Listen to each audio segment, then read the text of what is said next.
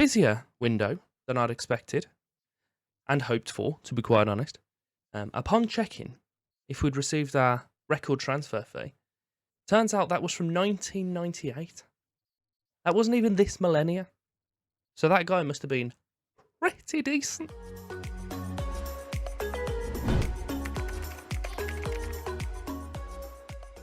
Welcome back. Our third instalment of our Duisburg portion.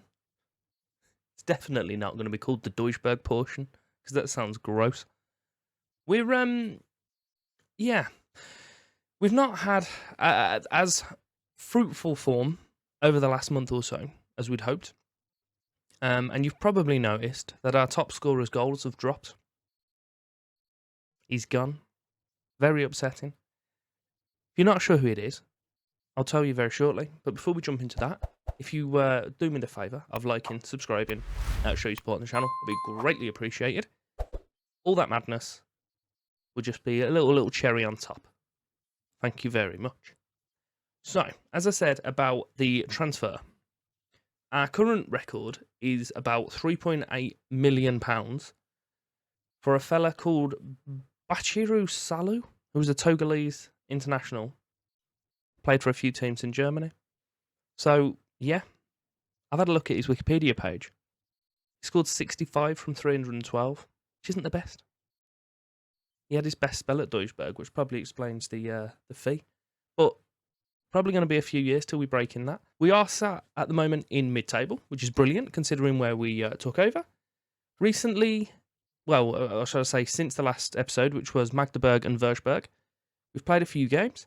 Our first game was a 2-0 win against Hannover, Zwei. We then drew 1-1 with Bayern's youth team, scoring, and then they scoring immediately after us, and then nothing else happened. Then we played Lotte, 1-1 once more. Started off the year with a 1-0 loss against Karlsruhe in a friendly, who were the team in the division above, so I wasn't too disheartened about that. Hallische, we had a 3-0 win. And then the most recent two games are Victoria Köln, who we lost 3-1 to, and Turkey Munch, who beat us 2-0 at home, which I'm not particularly pleased about. So we have Meppen today.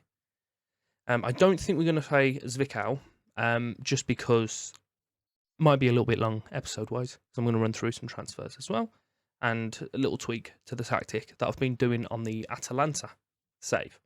So I've brought that over here in hope that it makes this more effective as well. So, transfers. Should we just start with it? Movondo, he's gone. He has. Bit upsetting. He went for 850 grand. But, if I remember rightly, which I'm sure I do, I'll hop over to our clauses. I can never remember where they are. Bear with me a second. Here they are. So, we have a clause on Mr. Movondo, which means that the next time he's sold, which should be for relatively decent funds, we'll pick up 50% of that transfer fee. So whilst, as I said, I'm not particularly happy about letting him go, he's got quite a bit of potential on him, and we're getting half of his next transfer fee. So it's one or two things. Either he goes off to a team bigger and better, or we pick him up again, and we only end up paying half of what they ask for. So we'll see what comes from that and Bertrand. Or the third option is released, and then hopefully we can pick him on a free transfer. We'll find out what comes from that. The other transfers we've done, we lost Francisco Javier Cazorla, youth player. I was a little bit disappointed to let him go. But potential-wise, he isn't going to be challenging when we're up in probably even the higher halves of the Zwei Bundesliga. So, disappointing to see him go, but I'm not really fussed overall, to be fair. And he also let Ismael Perez and Rolf Gembaylis go, who isn't the centre-back who's decent. He's just some muppet. Just some muppet, really. Just leave it at that. I had also released Juan Camilo Becerra because he picked up pretty nasty injury. He is back for it now by the looks of it, but we were paying him about $2.5 grand a week for about, I think the best part of 2 months. I think it was 6 to 8 months, 6 to 8 weeks. Sorry, in which they were obviously expecting funds, and he wasn't going to be playing for us. I've just been caught off by this badge, which is quite clearly the Udinese badge, but they're called Deportivo. Who the hell are Deportivo Udinese? I've got to be honest. I am tempted to do that as a save at some point now. Did not realise that even existed. Why have they just straight up stolen Udinese's badge? That's not even. They have to be. Do you know what? Isn't what we're doing? Let's find out if they are affiliated. Okay, that makes me feel slightly better. Did not even realise that Deportivo Udinese were a thing. You learn something new every day. How exciting! They were also founded. Oh no, that's actual Udinese. Bear me a second. So these were founded in 2016, and yet they're using the same badge with the 1896 at the top. They couldn't even change the numbers. Idle. Get your own badge. So with the sale of Mavondo and Bachira, who were our only strikers, which isn't the best, I've had to bring some in. We haven't done much, but we have brought in Tobias Zarate, who's 5'10". All right. He's not going to be. He's not going to. I don't think he's even going to tickle top scorer. Definitely not this season, because he's only came in halfway through. But Meppen will do an all right job for us. Just stay in the league. We can do what we did with Victoria, except obviously the whole being sacked malarkey.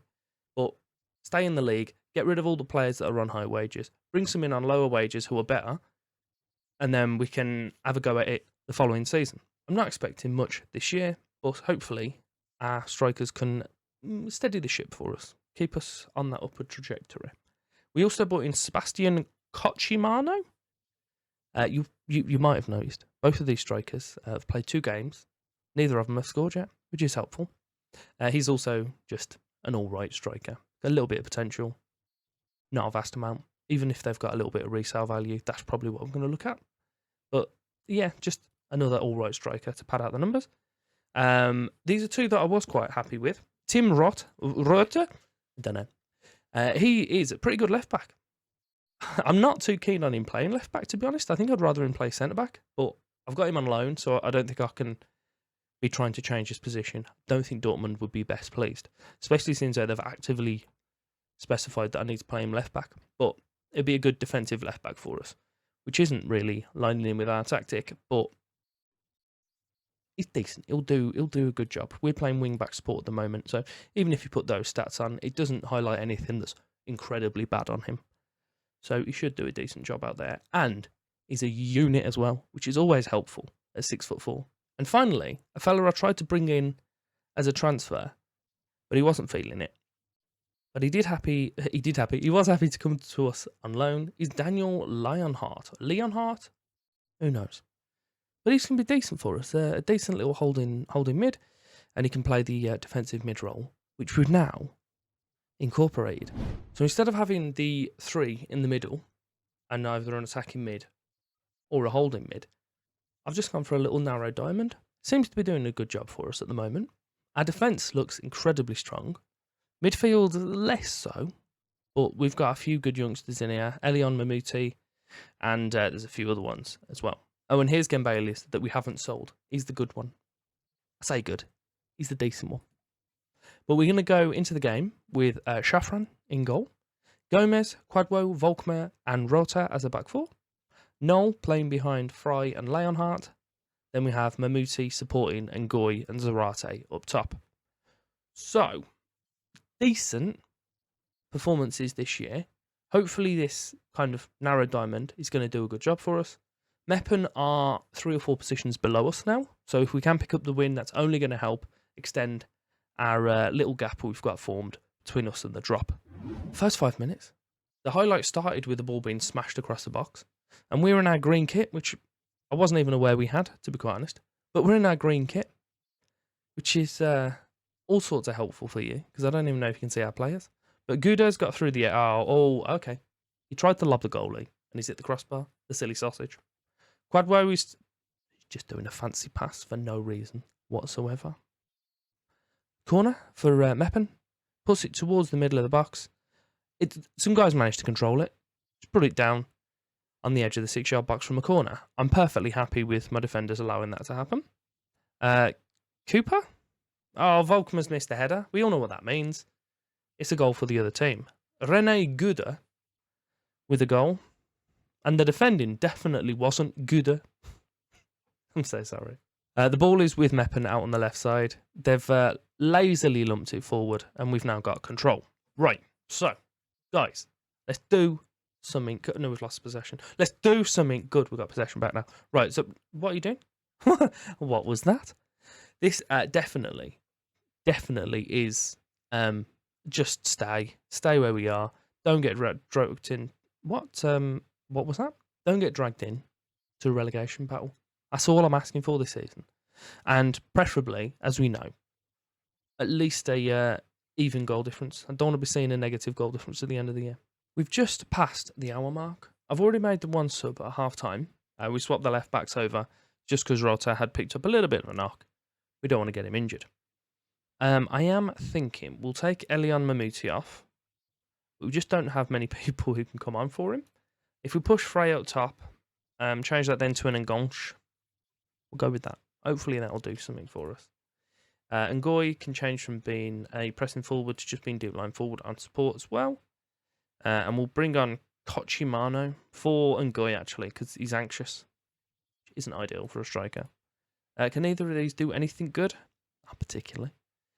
And Gomez is our own player that's performing, but he's absolutely battered, which is probably why he's the only one that's performing, because he's the only one that's actually doing something. We'll bring back Lorjan for Mamuti as well. So, I'm happy with how that's going. We've made all 3 of our subs on the hour mark. I did drop us back to balanced, and it stopped their highlights at least. I think this might be a highlight, just because I've just made some subs. So, if you don't see anything else past like the end of me speaking, it's because it was a nonsense highlight. However, the ball is out on the right side. Lerda knocks it in. Oh, we've got a mistime header. Torlak. Oh, and he rattles the crossbar. Brilliant. So, I started the highlight by saying the word brilliant because I was excited that we had possession. Volkmer, Noel, knocks it forward towards Arate, gets past his man. Right, he's in the area. He's gone past. Oh, it's a decent block from him, to be fair. I want to drop us back up to positive, and I didn't mean to do this. I will take the focus playthrough in the middle off, and I'll kick the tempo up slightly. I was going to do a shout of demand more. That'll work well. It appears to have not worked well because we're now in injury time. They appear to have shut shop, closed the doors, whatever you want to call it. We didn't score. So our results and the table as they are, we have now dropped down to 13. So we have a 9-point gap between ourselves and relegation, and we have a 10-point gap, only 10 points to be fair, between ourselves and third place. So, obviously we're looking up, but we'll have a little peeks over our shoulder every now and again, just to make sure we're not dropping back too far. But I'm not too disheartened with how things are going. Obviously we've lost a pretty good striker in the league, but yeah, there's not much more I could have done about it. I did try and loan him back, but they wanted me to pay about 2 or 3 grand of his wages, and I just couldn't afford it, which is a shame. So, unfortunately, Rota, even though we took him off early, did pick up an injury. He's out for about 3 to 6 weeks, so we're back to Donker being our regular left back. We have had a slight decrease on how over budget we are with wages, which wasn't due to transfers. It was due to me saying that we'll finish mid-table, which is still relatively on course. So we'll keep an eye on that. As we said, we are probably about midpoint between promotion points and relegation to positions, which is, by definition, mid-table. Whether they'll see it that way at the end of the season or not is anyone's guess. But what we do have is a bunch of games before the end of the season. So I'm thinking we'll either come back for 1860 and Oberhausen. 1860 being the first team that we tried this with, and we got sacked incredibly promptly, who are currently sat in 8th, recently being relegated. Or Oberhausen, who are one of the teams that are in the drop zone, and we need to obviously pick up points against them. Either that, or I'm considering just coming back at the end of the season if it's evident that we are just in that mid-table obscurity, we might just come straight back for the Hanover 96 game. Because otherwise we're just going to come back for the sake of watching a game and it not necessarily meaning anything. And I think it's more valuable for us to actually summarise the season, or at least our half season, get into next year's one. I don't know. I'll have a little think. Let me know what you think as well. If you have enjoyed today's episode, then do me the favour, as I mentioned earlier, like, subscribe, all that madness. It'd be beautiful. There are going to be some items over here, either now or very shortly, so you can continue watching. And yeah, it seems to be going much more promising, this one, than the previous ones. So, whilst we are on a 3-game losing streak, onwards and upwards.